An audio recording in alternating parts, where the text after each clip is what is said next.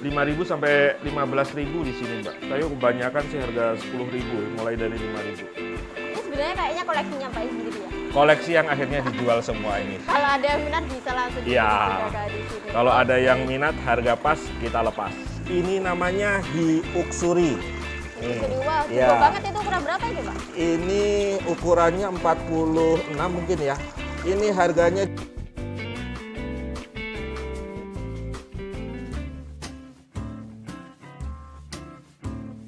Oke, hello semuanya, welcome back to our channel, Bisukai Channel. Jadi kita udah ada di Malang nih. Tadi kan aku udah bilang kalau kita mau nge-trip ke Malang.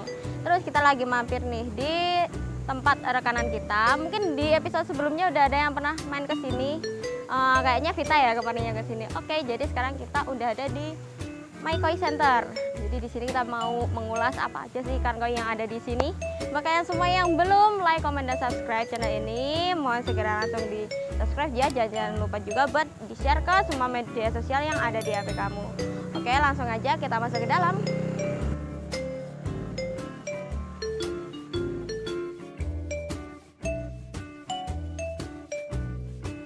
Oke, assalamualaikum Bapak. Waalaikumsalam, Mbak. Ini masih bersama Bapak Lukman, MyKoi Center. Oh iya, jadi Pak Lukman ini adalah pemilik dari MyKoi Center sendiri. Oke Pak, tadi aku lihat-lihat di depan situ Pak, banyak banget koleksi ikannya ini. Dulu awalnya gimana sih? Jadi sebelum saya memulai jualan ini, Mbak ya, Ya. dulu itu saya penghobi. Oh, penghobi dulu. Ya, mulai dari tahun 2007 sudah kenal koi. Kemudian seriusnya itu yang benar-benar mania. Kalau dulu kan cuma sekedar memelihara aja, Mbak. Maksudnya beli koi ditaruh di dalam kolam dan saya nggak mikirin kolam itu sesuai dengan standarnya, ada filternya, ada nggak ada, Mbak. Jadi pokoknya mati aja terus, mati terus, mati terus. Tapi saya memang nggak sempat karena kerjanya di luar kota. Oh, kayak gitu. Baru serius benar-benar memelihara koi itu 2017 lah ya, 2017 Pak. 2017, terus ya sampai sekarang sebetulnya masih hobi. Oh, sampai sekarang. Cuman masalahnya kemarin itu ada beberapa yang ini apa namanya nawar gitu, mau beli 1, 2, akhirnya ya saya kasih. Akhirnya kelanjut sampai sekarang jualan koi. Oke, jadi kayak gitu. Oke. Waktu awal-awal jualan koi itu kan tadi katanya ada yang nawar-nawar gitu ya. Itu dari beberapa koleksinya Bapak. Jadi dari koleksi pribadi. Oh, kayak gitu. Terus ada istilahnya nempel gitu loh, Mbak. Gitu. Akhirnya kok ada peluang bisnis nih. Akhirnya ya telanjut sampai sekarang. Oh iya, jadi dulu waktu itu masih ambilnya dari koleksi-koleksi. Iya. Terus waktu pertama kali bikin yang bisnis itu yang di koleksi yang dijual awal itu yang ikan-ikan yang dulu pernah ditawar sama orang itu atau pilih jenis-jenis yang lain? Jadi awal-awalnya itu ya koleksi saya ada yang beli gitu aja sih, Mbak. Terus akhirnya berkelanjutan saya nambah koleksinya, beli ikan baru gitu ya. Jadi akhirnya bikin penampungan sebelum jualan. Ini udah jadi dulu nih, Mbak, fednya ini. Jadi ini sudah dari bulan November ya, sudah ada ini. Nah, baru memulai bisnis koi ini sih baru bulan Januari akhir, Mbak. Gitu. Oke Pak Lukman, jadi ini kayaknya kalau kita ngobrol tentang koi nggak kelihatan koinya kayaknya kurang afdol Betul, banget. Mbak. Coba kita pindah ke kolamnya. Ya. Ini adalah fed yang tadi saya sudah jelasin itu 4x2, Mbak. Iya. Kurang lebih 130 ekor di sini. Ini jenis-jenisnya apa aja Pak? Nah gini, Mbak, jadi kan biasanya koi itu kalau pengen jinak, tekniknya itu kan cara ngasih makannya lokasinya harus sama. Nah saya itu biasanya lokasinya di sini. Saya biasanya lokasinya di sini. Terus biar jinak lagi 30% harus ada ikan penjinaknya ya. Cagoy, benigoy, ochiba gitu-gitu, Mbak. Yang ada di sini kurang lebih 130 ekor. Dari berbagai size, paling kecil 18, Mbak. Paling besar ada yang 40 di sini. Ini bisa dipegang loh, Mbak. Kita mau coba pegang dulu ya. Ini contoh. Ini soa. Oh, kalau yang ini ukuran berapa ini? Ini kurang lebih 27 ini. Oh, kalau yang kayak gini 27. Kita mau lihat ya sekalian nih. Kira-kira ini kisaran harganya berapa? Kalau yang ada di kolam vet ini mulai dari 50.000 sampai 500.000, Mbak. Ternyata harganya begitu. Oke. Yang dimulai dari yang ukuran paling kecil sendiri ya? Ya, atau jadi dilihat dari motifnya. Jadi dari kita berdasarkan ininya, Mbak, kualitas bukan dari ukuran. Jadi kayak ini sekitar 27 cm, harganya 150.000 ini, Mbak. Kayak gini 150. Iya. Ini 150.000. Murah-murah kok, Mbak, di sini. Cuman kalau yang ini Kohaku, ini karena merahnya strong. Ya. Jadi modelnya patternnya bagus, merahnya strong Merahnya banget. nyala banget kayak gitu ya. Tadi harganya 350, Mbak. Oh, kayak gitu. Yang ini tadi. Ini kayak ada yang besar juga kayak gitu itu. Kalau yang ini Nah, ini harganya 400.000. Kohaku 40 cm. Oh, itu. Kalau yang ini Mbak, Shiro Ginrin, harganya 350. Oh, iya. Oke. 350. Ini koleksinya banyak banget loh, teman-teman. Jadi kalau pengen lihat-lihat di sini bisa langsung menghubungi Pak Lukman.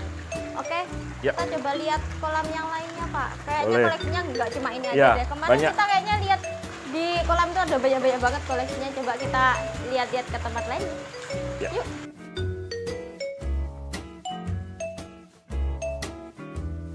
Oke, nah ini kolamnya yang kayaknya kayak yang kemarin kita bahas yang di sini deh. Ini ikannya jumbo-jumbo banget. Aku kepo banget ini apa aja sih jenisnya? Oke, jadi ini, Mbak, ya. Ya. Ini rata-rata yang ada di sini soa. Oke. Ada soa, ini putih nih kayak gini platinum, Mbak. Oh iya. Yang ini hitam sama putih Shiro. Ya, kalau merah sama putih Kohaku, ada Goromo, ada Ochiba, ada Midori. Ini namanya Hiuksuri.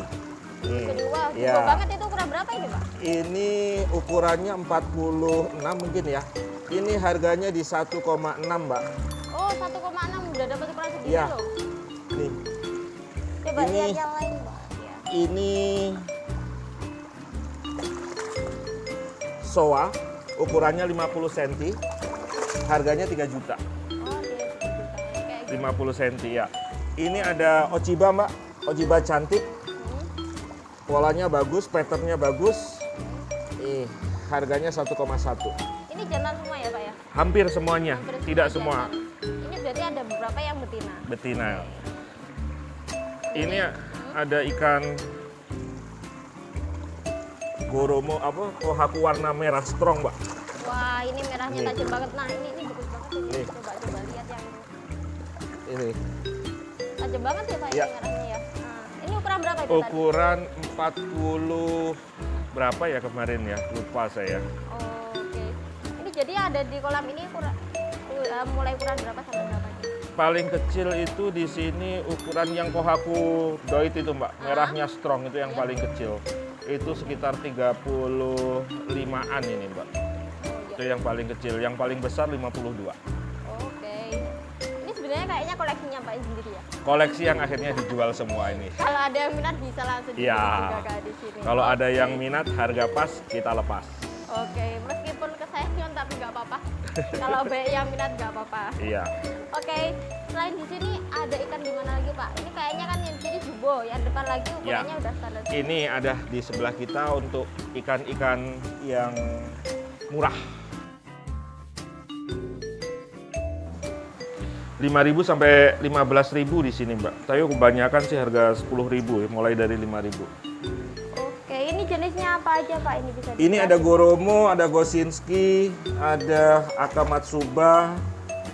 Ini.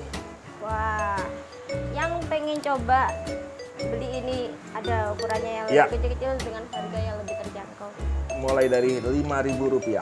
Mulai dari Rp5.000. Kalau ini nggak dijual paket ya Pak? Bisa paket, nanti harga bisa turun, bisa juga ini. Oke, kayaknya ini kalau kalau jual paket kayaknya lebih menarik lagi daripada Ya. jual satuan. Di sini tempat karantina, Mbak. Jadi ikan yang baru masuk ataupun ikan yang sudah laku, kami karantina dulu. Jadi tujuannya kalau ikan yang baru masuk dari kolam sawah itu ya, Mbak ya, Iya. itu kan biasanya banyak kutu, banyak parasitnya banyak deh pokoknya. Jadi kita karantina, setelah lolos karantina baru kita jual. Kita hanya menjual ikan yang lolos karantina aja, Mbak. Oke, iya. Nah, tujuannya untuk ikan yang terjual sebelum dikirim di karantina, buat kami tujuannya adalah ya kita puasakan agar selama perjalanan nanti Ya. dia tidak buang kotoran ya. Oh, iya. Jadi kan kotoran itu mengandung amoniak. Iya. Kalau di dalam kantong terus dia mengeluarkan kotoran, banyak amoniak, bisa mati itu nanti Iya, ikannya. bahannya kalau sampai termakan oleh ikannya itu sendiri Iya. kayak gitu ya, Pak ya. Mm-mm. Oke. Jadi ya kalau yang kami jual di sini ikan yang lolos karantina. Kalau memang mau beli dari petani pasti harganya lebih murah kan ya. Iya. Cuman ya itu tadi resikonya, Mbak. Apa namanya, kita treatmentnya harus lebih ekstra lagi. Iya, soalnya belum pernah dikarantina sama sekali. Oke, jadi sekalinya kita mau kirim tadi kan kita udah pasti dikarantina ya. Iya. Nah, terus kalau ada dari pembeli semuanya yang mau beli itu juga tetap wajib karantina juga di rumah karena pentingnya itu tadi ya Pak ya. Jadi ikan yang baru datang itu kan perlu penyesuaian juga dengan lingkungannya yang baru. Nah, kayak gitu. Oke, ini penting ya yang sering dilupakan oleh penghobi baru. Jadi ketika kita habis beli ikan, Ya. walaupun ikan itu sudah dikarantina oleh penjual, kita wajib mengkarantina, Mbak. Nah, kenapa kok harus dikarantina ikan baru? Satu, fungsinya adalah untuk adaptasi. Oke. Ketika kita beli, ikan itu semuanya ikan dari Blitar, saya rumahnya Malang. Ya. Ikan air yang ada di sana dengan yang ada di sini kan beda kan, Mbak ya? Iya, iya. Nah, jadi komposisi apa namanya bakterinya macam-macamnya itu beda. Ikan itu perlu adaptasi, Mbak. Ketika dia tidak diadaptasi, kemungkinannya ya dua. Kalau dia bisa beradaptasi dengan baik langsung masuk kolam ya dia sehat. Iya. Tapi kalau adaptasinya nggak bagus, dia akan sakit, Mbak. Gitu. Jadi fungsi karantina itu adalah satu, menyesuaikan suhu air. Jadi menyesuaikan suhu air, terus kualitas air, terus dia ikan yang habis kita bawa dari perjalanan jauh biasanya itu stres. Oh, bisa Ya, juga. stres. Jadi kalau ikan stres langsung kita masukin kolam dengan tempat yang baru, kualitas air yang baru, dengan suhu yang baru, Iya. itu akan memperparah. Ah, Jadi ikan sakit itu dimulai dari ketika ikan itu stres. Ikan itu stres ketika apa? Ikan stres itu adalah ketika ada sesuatu yang baru. Seumpamanya nih, habis hujan, terus habis itu besoknya panas, besoknya hujan, itu menyebabkan gampang stres, oh, Mbak. jadi kayak cuaca berpengaruh juga ya. Terus habis itu ikan habis kita pindah-pindah gitu, Mbak ya, biasanya juga stres. Nah, cara mengatasi ikan stres itu gimana? Ya, airnya harus stabil dulu. Stabil. Jadi caranya itu adalah ya tadi dimasukin di kolam karantina. Iya. Gitu. Jadi intinya karantina itu sangat wajib sekali. Ya? Betul, bagi kami sih gitu ya. Oh iya, tentunya untuk semua pembeli juga wajib banget karantina ikannya ketika baru sampai di rumah. Oke, gini Mbak, cara karantina ikan baru masuk ya. Iya. Semuanya kita ada ikan baru masuk. Oke. Terus pertama yang harus kita lakukan adalah kita aklimasi, benar aklimasi ya. Jadi penyesuaian suhu. Jadi kantong itu ditaruh di atas kolam atau di atas air kita. Jadi tanpa perlu dibuka ya Tanpa kantongnya perlu tuh? dibuka. Jadi langsung dimasukin ke Ya, airnya itu penyisian tadi. suhu. Oke. Kemudian kantong kita buka, Mbak. Oke. Kemudian jangan langsung dimasukin di bak, tetapi kantong itu kita isi air dulu. Oh, Biar airnya yang lama di dalam kantong tercampur dengan air kita yang baru. oke. Itu. Kemudian kita masukin di ember, Mbak. Nah, di ember itu sudah ada air dari kita baru. Ya, ha. Kita angkat, kita masukkan di ember yang 100% air dari kita. Iya. Setelah kita seperti itu, kita pasang aerator. Kalau dari kebiasaan saya dari dulu ya, Mbak ya, setelah itu saya mandiin PK, Mbak. Oh, oke. Kurang lebih tidak lebih dari 1 menit. Jadi kita mandiin PK, kita masukin di bak yang kita isi PK. Komposisinya ya kira-kira sampai air berwarna ungu muda, jangan terlalu pekat. Oke. Kemudian setelah itu kita masukkan di akuarium. Boleh di bak, boleh di akuarium, boleh di bak fiber, apa saja. Yang jelas aeratornya harus kencang. Itu aja sih, Mbak. Itu sudah pasti dijamin aman. Insya Allah sehat. Iya. Nah, cara melihat ikan itu sudah sehat atau enggak setelah dikarantina, caranya itu adalah kurang lebih hari ketiga ya, Mbak ya. Kita lihat secara klinis bentuk fisiknya ikan itu ada gejala sakit enggak? Fisik gejala sakit itu ditandai dengan kulit, Mbak. Kulitnya semuanya ada kemerahan atau seperti apa, atau ada luka, ada kemerahan. Satu ciri fisik ya, Mbak ya. Yang kedua itu yang kita lihat adalah kualitas airnya. Jadi kalau air di akuarium yang ikannya sehat, airnya cenderung jernih, Mbak. Tidak banyak busanya. Cara melihatnya seperti itu. Yang ketiga, pergerakan mulutnya. Mulut ikan, Mbak. Iya, iya. Gimana? Kalau mulut ikan itu kan normalnya dia berirama ya. Iya. Itu kalau ikan sehat. Tapi kalau ikan sakit biasanya pergerakannya cepat. Nah, setelah kita lihat hari ketiga kok ciri fisik tidak ada, ciri airnya jernih, kemudian mulut ikan bergeraknya juga stabil, berirama, kita ganti air separuh, kemudian kita kasih pakan hanya untuk sekedar dia bisa hidup aja.